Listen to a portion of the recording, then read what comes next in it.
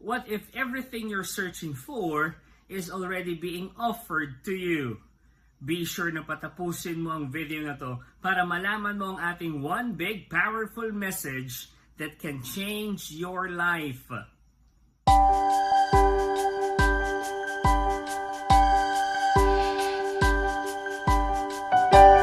Hi, my name is Brother Bars Lumibo and welcome to today's Word. In today's Word, wherein we unpack the daily liturgical readings and discover their connections sa bawat isa and their relevance sa buhay natin. Today is March 18, 2026, and our first reading is from Isaiah chapter 49, verses 8 to 15. I encourage you to open your Bible and read it.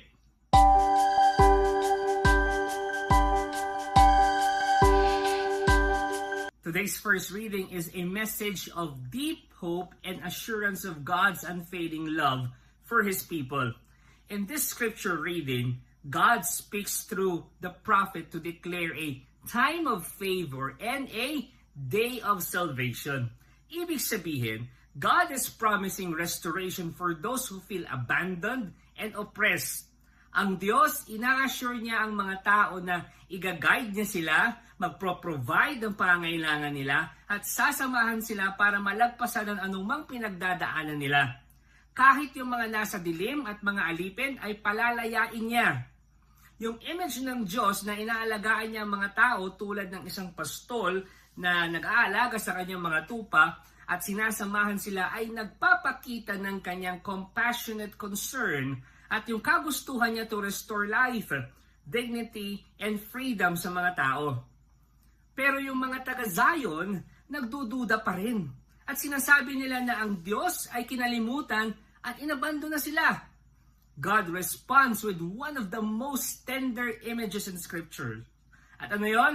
Sabi niya, even if a mother could forget her nursing child, He will never forget His people. Itong comparison na ito reveals the depth of God's covenant love na mas matibay pa kaysa sa pinakamatibay na natural at intimate na bond ng isang tao. At yun nga yung bond ng ina at ng anak. It reassures the faithful that God's love is constant even when circumstances make His presence seem distant.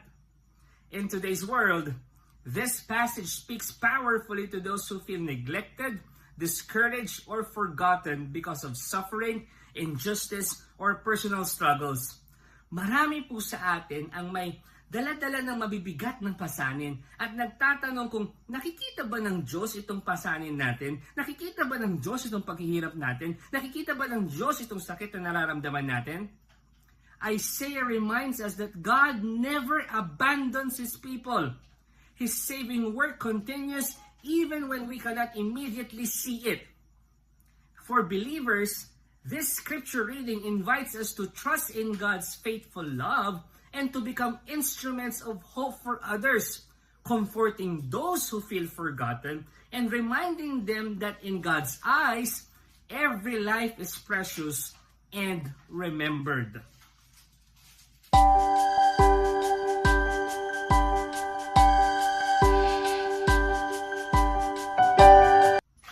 Thank you for staying. Please continue to be with me and huwag niyo pong palagpasin sa dulo ng video na to kung paano nga ba konektado ang first reading natin at ang gospel reading natin. Ang gospel naman po natin ay galing sa John chapter 5 verses 17 to 30. And I also encourage you to read it.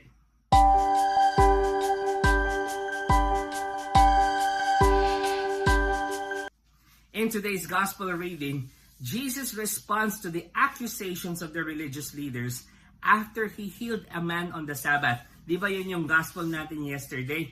Ito po yung katuluyan, yung continuation nun. Now, listen to this.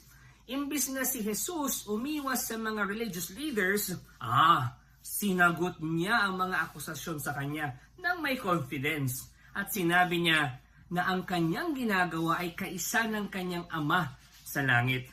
He says, "My Father is always at His work to this very day, and I too am working." Through these words, Jesus reveals that God's work of giving life, restoring and saving never stops, even on Sabbath. More importantly, Jesus affirms his unique relationship with the Father, explaining that the Son does nothing on his own, but only what he sees the Father doing. The authority given to him includes giving life and executing judgment, showing that the mission of salvation and justice is entrusted sa kanya. Our gospel reading today reveals a profound truth kung sino nga ba talaga si Jesus. He is not a merely teacher o kaya a miracle worker. He is the Son who perfectly reflects the Father's will and power. The Father in heaven, binigyan siya ng authority to give life to whom He chooses and to judge the world with righteousness. Jesus also declares that those who hear His word and believe in the one who sent Him already have eternal life and have crossed from death to life. This powerful promise reminds us that faith in Christ is not only about the future, but also about experiencing new life in the present. In today's world, this message calls believers to recognize the authority and divinity of Jesus Christ. Alam niyo po, marami po sa atin ina-admire si Jesus bilang isang mabuting moral teacher. Pero ayaw tanggapin ang kanyang pagka-Diyos. Ayaw tanggapin ang kanyang divine authority. Yet, this scripture reading invites us to trust Him fully as the giver of life and the righteous judge. It also encourages us na makinig mabuti sa kanyang mga salita, because hearing and believing in Him leads us from spiritual death into true life. Bilang mga tagasunod ni Kristo, tayo po ay pinapaalahanan na mamuhay na sumusunod sa Kanya at mamuhay ng may pananampalataya sa Kanya, knowing that the same Lord who judged the world is also the one who offers us life, grace, and salvation.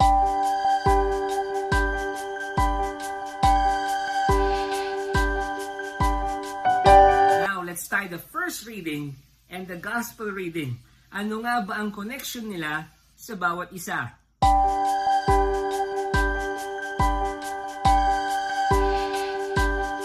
The first reading from Isaiah chapter 49 verses 8 to 15 shows God's unfailing compassion and promise to restore and never forget His people.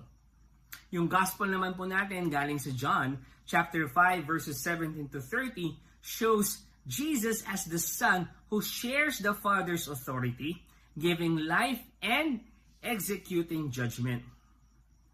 Pag pinagtahi po natin yung dalawang yan, yung mga liturgical readings natin for today, ito po ay nagsasabi that God faithfully restores His people through Jesus Christ, whose divine authority brings life, justice, and the fulfillment of God's enduring love. And here's our one big powerful message today. God restores us through Jesus, bringing life, justice, and lasting love. And here's our question for your personal reflection or your group discussion. Where in your life do you need restoration? And are you open to receive the life, justice, and love being offered to you by Jesus? Pwede po bang pakisulat po yan sa inyong mga journals, sa inyong mga notes? And alam ko po, makakatulong po yan sa inyong quiet time, sa inyong prayer time. You can also share your answers sa my comment section.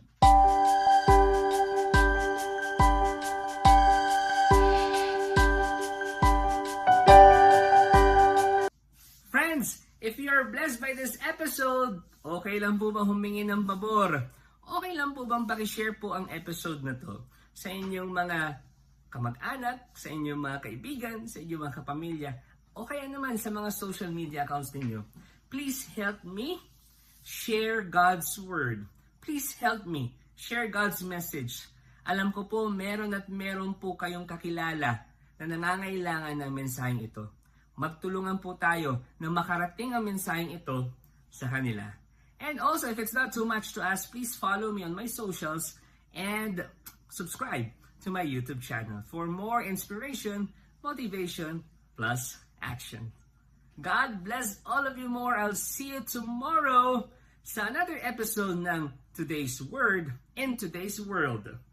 Mama Mary loves you.